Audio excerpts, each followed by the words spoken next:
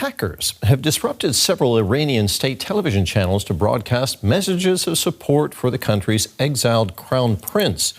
Videos shared online shows two clips of Crown Prince Reza Pahlavi being broadcast and a message calling on security forces not to point your weapons at the people. The hacking comes amid a crackdown by Iranian authorities on widespread anti-government protests. Thousands of demonstrators have been killed in recent weeks, and an internet blackout is currently in place. For more, I'm joined now by Siba Shakib. She's an Iranian-German journalist and filmmaker and joins us today from Cali, Italy. Siba, authorities in Iran have brutally crushed the street protests, and we're seeing now a ban that's been imposed on the internet. There's a blackout there. What form are the protests taking now? The protests are ongoing. Just the masses of people don't take the street anymore just because they are exhausted and they are disillusioned. Help is on the way was the last message they got from America, and nothing happened. And so the protest has found once again, like in the past 47 years, a different way to express itself, but it's not over yet. And one thing that becomes clearer and clearer all the time is that the number of people having been killed on the streets of Iran in the past 2-3 weeks have raised to almost 20,000. And the people imprisoned are far beyond that number. And being imprisoned in Iran, as you know, means being tortured, being raped, and being maltreated.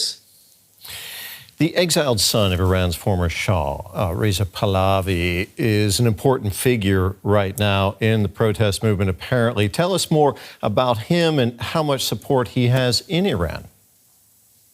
So he, as you say, is the son of the late Shah. He spent the most of his life, also during his childhood and during his upbringing, in other countries than Iran. His education was mainly not in Iran, so he knows very little about Iran, and he doesn't have the feeling for Iran. Some people say he could be a transitional force, maybe he could lead a transitional government, but more people think that in Iran, the population can take care of the government as soon as this government is toppled. And we have enough experts, enough politicians, enough aware people. They're just all sitting in Evin prison, the biggest prison, the most important, the most horrendous and scary prison in Iran. By the way, built by the father of this of Pahlavi, of Reza Pahlavi, who now wants to continue the revolution. So where do you see things going from here, Siba? Can the regime go back to business as usual now, do you think?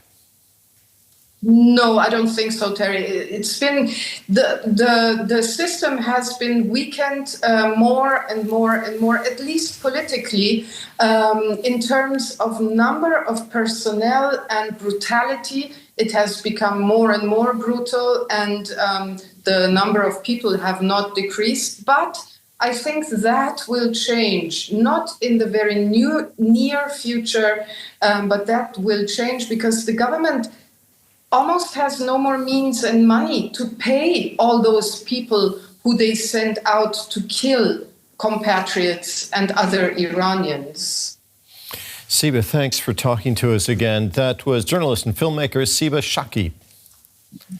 Thank you.